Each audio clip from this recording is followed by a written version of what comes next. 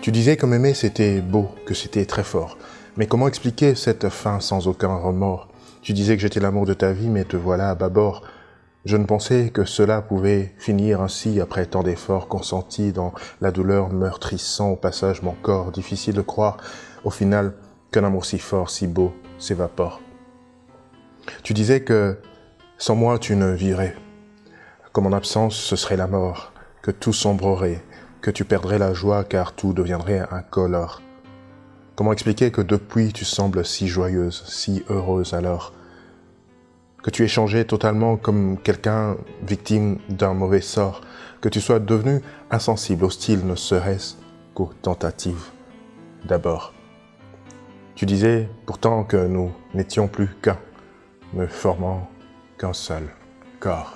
Chers abonnés des Plumes Conscientes, bonjour, je suis Tigé Lébé Moutinguia, initiateur du mouvement littéraire Les Plumes Conscientes. Aujourd'hui, je vous présente un recueil de poèmes intitulé « Des mots d'amour » de Kevin Ibongia, que je vous recommande d'ores et déjà. Un recueil de 52 pages publié aux éditions Edilivre, basé à Paris en 2009.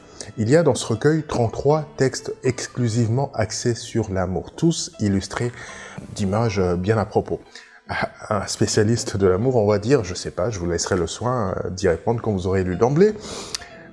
Autant vous l'avouer, j'ai pensé à Cupidon, à la vue de l'arc, d'une rose faisant office de flèche et d'un cœur représenté par l'organe, plutôt que par la forme commode qui nous renvoie constamment à l'amour. C'est sobre, ça ressemble à une bande dessinée, c'est assez déroutant, il faut le reconnaître. Kevin Ibongia est né à Kinshasa, en République démocratique du Congo. Ce jeune Congolais est un passionné d'écriture. Auteur de 101 inspirations, toujours chez Edilivre en 2016, celui qui se définit comme un obsédé textuel. Il tend donc par cet ouvrage à s'inscrire dans la durée, dans le sillage littéraire de son pays, la République démocratique du Congo. Des mots d'amour est donc un voyage entre l'amour et les mots, le froid et le chaud, le vrai et le faux. Par ce recueil, l'auteur entreprend une sorte de pèlerinage au cœur de l'amour, qui s'est nourri de mots et ne manque jamais de susciter quelques mots. M-A-U-X. Il s'en va donc donner la vie aux mots et offrir des ailes à la pensée, aux émotions, aux histoires pas toujours roses, afin de donner à chacun l'opportunité de voyager dans ce pays si beau et si incertain qu'est le pays de l'amour.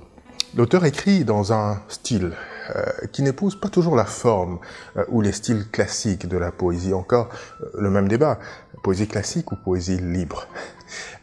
S'il prend volontiers quelques libertés avec les règles de l'art, c'est parce que Kevin Ibongia a choisi d'explorer d'autres horizons, longtemps interdits, en l'occurrence ceux de l'amour. Ce recueil est, dit-il, une aventure, une balade au cœur de l'amour, qui est un sentiment qui se nourrit d'actes et de mots, mais qui souvent ne manque jamais de causer des mots, M-O-T-S, à ceux qui ont le bonheur de l'expérimenter. Somme toute, les poèmes de Kevin Ibongia se lisent simplement. Je vais terminer par un autre texte de l'auteur, un texte d'amour qu'il intitule « Dis à l'amour » en page 37. Voici ce que dit ce texte. « Dis à l'amour qu'il m'a longtemps fait souffrir, dis à l'amour que je n'en peux plus de tenir, dis à l'amour que j'ai parfois souhaité mourir, dis à l'amour que malgré tout je ne vais pas haïr. Dis à l'amour que c'est par lui que j'espère guérir. Dis à l'amour que cette douleur m'a fait mûrir. Dis à l'amour qu'il n'obtiendra pas mon ire. Dis à l'amour que de nouveau je vais sourire. Dis à l'amour que mon cœur, je vais encore l'offrir. Dis à l'amour que j'aimerais pour le meilleur et le pire. Voilà, rendez-vous au prochain numéro des Plumes Conscientes, partagez la vidéo au maximum à vos contacts et invitez vos amis à s'abonner à notre chaîne, Les Plumes Conscientes.